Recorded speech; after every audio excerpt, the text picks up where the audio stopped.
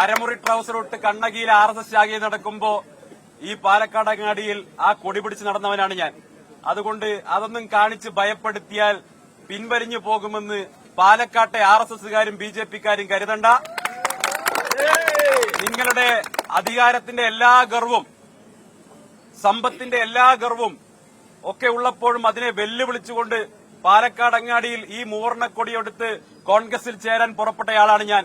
അതുകൊണ്ട് നിങ്ങൾ ഭയപ്പെടുത്തിയാൽ പിന്മാറുന്ന സ്വഭാവം എനിക്കില്ലാന്ന് നിങ്ങൾക്ക് തന്നെ അറിയാം.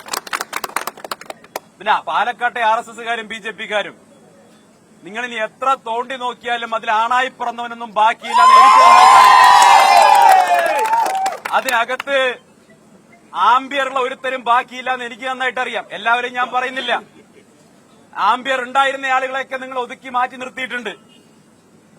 പക്ഷേ ഇപ്പോ അതിനകത്ത് ചുമതലയിരിക്കുന്ന ഒരുത്തനും ആംബിയറുള്ള ഒരുത്തനുമില്ലാന്ന് ഏറ്റവും നന്നായിട്ട് അറിയുന്നയാളാണ് ഞാൻ എന്നുള്ളതും അവർക്കറിയാം.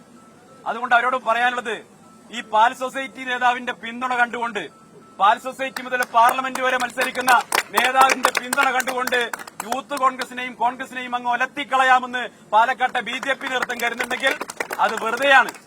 നിങ്ങൾ എന്താ കരുതിയിട്ടുള്ളത്? ശ്രീ രാഹുൽ മാങ്കൂട്ടത്തിൽ 4 മാസം മുമ്പ് നടന്ന തെരഞ്ഞെടുപ്പിൽ പാലക്കാട്ടെ ജനങ്ങൾ ഐതിഹാസികമായിട്ടുള്ള വിജയം സമ്മാനിച്ചിട്ടുള്ള പാലക്കാടിന്റെ ജനപ്രതിനിധിയാണ്. അദ്ദേഹം ഇപ്പൊ കേവലമായിട്ടുള്ള കോൺഗ്രസിന്റെ ഒരു നേതാവല്ല, യൂത്ത് കോൺഗ്രസിന്റെ സംസ്ഥാന പ്രസിഡന്റ് മാത്രമല്ല, മറിച്ച് പാലക്കാട്ടെ ജനങ്ങൾ വിജയിപ്പിച്ചയച്ച പാലക്കാടിന്റെ ജനപ്രതിനിധിയാണ്. ആ ജനപ്രതിനിധിയുടെ തലയെടുക്കുമെന്നാണ് ഈ പാലക്കാട്ടെ ഒരു തുക്കട BJP നേതാവ് പറഞ്ഞിട്ടുള്ളതെങ്കിൽ അത് ഈ പാലക്കാട്ടെ ജനങ്ങളോടുള്ള വെല്ലുവിളിയാണ്, ജനാധിപത്യത്തോടുള്ള വെല്ലുവിളിയാണ്. ഞങ്ങൾ ഇന്നിങ്ങോട്ട് കടന്നു വന്നിട്ടുള്ളത് ഏതെങ്കിലും തരത്തിൽ അക്രമം കാണിക്കാൻ വേണ്ടിയിട്ടല്ല, മറിച്ച് സധൈര്യം കടന്നു വന്നിരിക്കുകയാണ്. ഈ അക്രമത്തിന്റെ, കയ്യൂക്കിന്റെ, വയലൻസിന്റെ രാഷ്ട്രീയത്തിനെതിരായി രാഹുൽ ഗാന്ധി മുന്നോട്ട് വയ്ക്കുന്ന സ്നേഹത്തിന്റെ പ്രത്യയശാസ്ത്രമുള്ള ഒരു സംഘടനയാണ് ഞങ്ങൾ. പക്ഷെ സധൈര്യമാണ് കടന്നു വന്നിട്ടുള്ളത്.